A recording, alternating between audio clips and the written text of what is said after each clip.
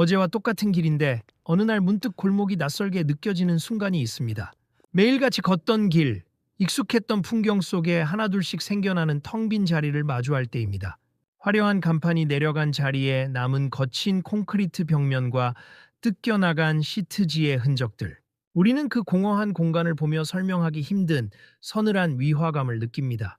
저의 경우도 그랬습니다. 퇴근길에 고소한 기름 냄새로 발길을 붙잡던 작은 닭강정집이 하나 있었습니다. 한 세 번쯤 갔을 때였을까요? 인상 좋던 사장님이 저를 보더니 환하게 웃으며 한마디를 건네시더군요. 한번 봤던 분 같은데요? 그 따뜻한 한마디에 왠지 모를 내적 친밀감이 생겨 더 자주 찾게 되었고, 가게를 나설 때면 늘 감사합니다. 또 오세요. 라는 활기찬 인사가 뒤따랐습니다. 그런데 어느 날 그 가게가 예고도 없이 사라졌습니다. 간판은 빛을 잃었고 가게 안은 집기 하나 없이 텅 빈 자리만이 덩그러니 남았습니다.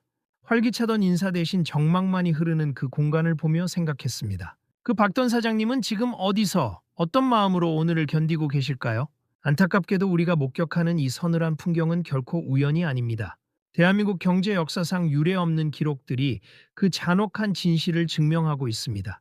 지난 1년 사이 우리 곁을 떠난 자영업자만 100만 명을 넘어섰습니다. 식당 10곳 중 8곳이 첫 해를 넘기지 못한다는 폐업률 85.2%. 이것은 단순한 경기 불황을 넘어 우리 사회의 가장 평범한 근간이 소리 없이 무너져 내리는 비극의 현장입니다. 자영업이라는 거대한 공동체의 마지막 페이지를 우리는 지금 목격하고 있는지도 모릅니다. 이 거대한 위기들이 어떻게 우리 시대 자영업의 환상을 집어삼키는지 그 실체를 분석해 보겠습니다. 본격적인 분석에 앞서 현상의 본질을 꿰뚫어 생존 지도를 그리는 채널 경제학을 찾다를 구독하고 알림 설정을 해주세요.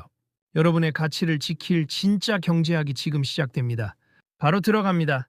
거리는 텅 비어가는데 도로 위를 가르는 배달 오토바이들의 질주는 치열합니다. 이 기묘한 풍경은 우리에게 한 가지 근본적인 질문을 던집니다. 왜 상권은 죽어가는데 사람들의 소비는 멈추지 않는가? 흔히들 경기가 나빠 지갑이 닫혔다고 말하지만 차가운 데이터는 전혀 다른 방향을 가리킵니다. 자본은 여전히 거대한 강물처럼 흐르고 있습니다. 단지 그 물줄기가 우리가 발을 딛고 선 골목 상권이 아니라 보이지 않는 디지털의 심해로 완전히 이사를 갔을 뿐입니다. 현재 대한민국 소비의 약 77.4%는 6인치 스마트폰 안에서 마침표를 찍습니다. 10만 원을 쓰면 8만 원 가까운 돈이 손가락 끝에서 결제되는 시대. 이것이 오프라인 상가를 유령의 도시로 만든 보이지 않는 자본 이민의 실체입니다. 한때 상권의 절대 권력이었던 유동인구라는 지표는 이제 낡은 경제학 서적에나 남은 유물이 되었습니다. 이 벼랑 끝에서 사장님들이 마지막으로 움켜쥔 생명줄은 배달 앱이었습니다. 하지만 이 생명줄은 사실 사장님들의 숨통을 서서히 죄어오는 무거운 족쇄에 가까웠습니다. 매출이 발생할수록 기뻐하기는커녕 깊은 한숨이 먼저 새어나옵니다.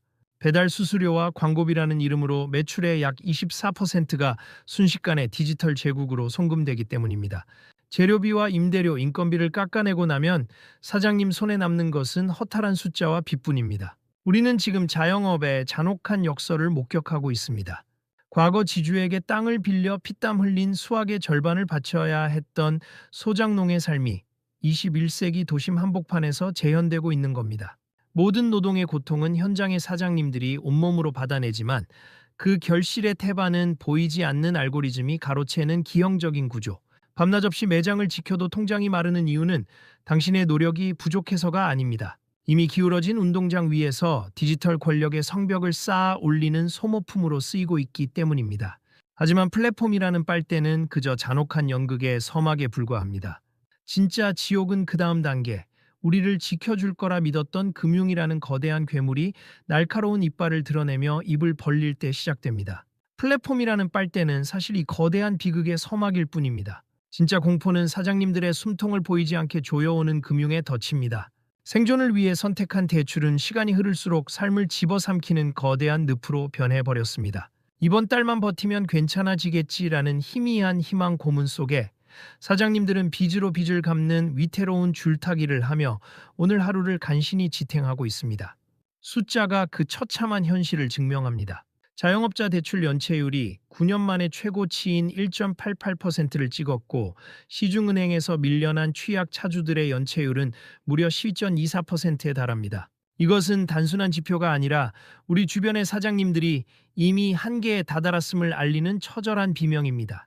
이제 노동은 수익을 향한 행진이 아니라 단지 연체라는 벼랑 끝을 지연시키기 위한 무급의 고역에 불과합니다. 성실함이 보상이 아닌 채무를 갚는 도구로 전락해버린 서글픈 현실입니다. 더욱 비참한 것은 장사를 그만두고 싶어도 마음대로 할 수 없다는 사실입니다. 폐업조차 돈이 있어야 할 수 있는 시대가 되었기 때문입니다. 가게 하나를 정리하려면 철거와 원상복구 비용으로만 수천만 원의 목돈이 깨집니다. 무엇보다 무서운 건 금융의 압박입니다. 폐업을 선언하는 순간 은행은 대출금 전액을 한꺼번에 상환하라고 독촉합니다. 당장 수억 원을 마련할 길이 없는 이들에게 폐업은 곧 파산을 의미하는 공포입니다. 결국 사장님들은 적자가 쌓여도 유령처럼 가게 문만 열어두는 좀비 가게의 길을 선택합니다. 뇌는 기능을 멈췄는데 심장만 기계적으로 뛰게 만드는 기형적인 연명의 시간들. 밤마다 텅 빈 홀을 지키는 사장님들은 이제 가게라는 감옥에 갇힌 채 금융 권력의 가장 가련한 인질이 되어버린 셈입니다. 하지만 이 비극은 임차인만의 고통이 아닙니다.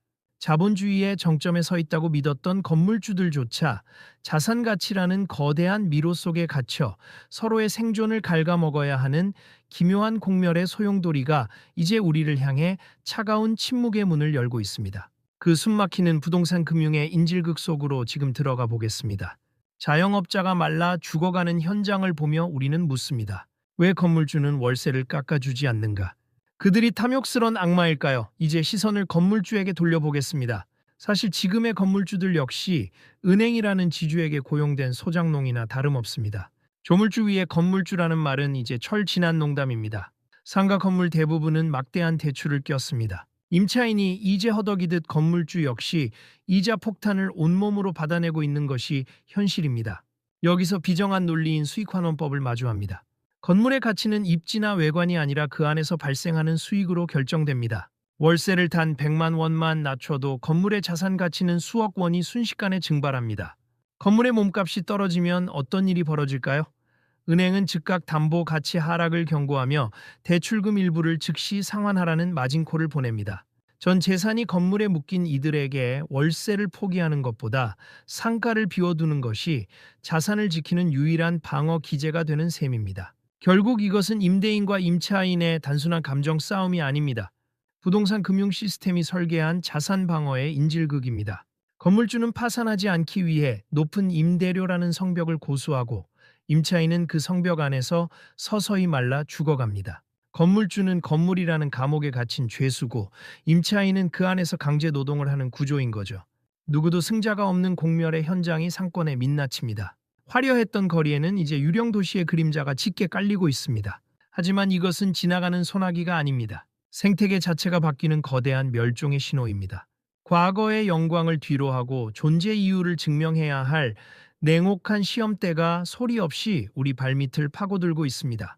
종 자체가 멸종하는 빙하기의 파도가 이제 우리의 생존을 통째로 뒤흔들며 다가오고 있습니다. 이 진실의 끝에서 이제는 각자 도생을 넘은 근본적인 생존 패러다임이 우리를 기다리고 있습니다. 절망의 한복판에서 피어난 단 하나의 생존 지도를 지금 바로 공개하겠습니다. 이 거대한 빙하기 앞에서 우리는 이제 막연한 낙관을 버려야 합니다.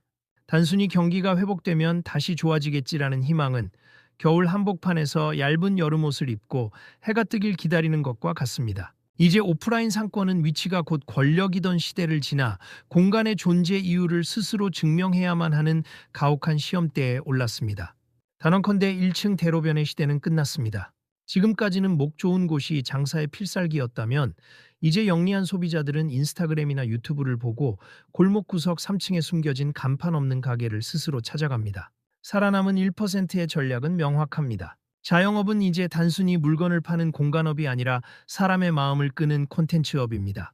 온라인이 줄 수 없는 경험, 그 독보적인 브랜드 감성이 없다면 당신의 공간은 그저 임대료만 비싼 창고일 뿐입니다.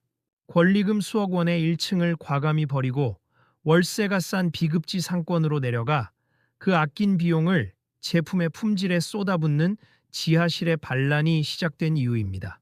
또한 플랫폼이라는 거대한 빨대에서 벗어나 나만의 디지털 영토를 구축해야 합니다. 내 손님의 데이터를 직접 쥐고 소통하는 힘이야말로 현대 자영업자의 가장 강력한 생존 무기입니다.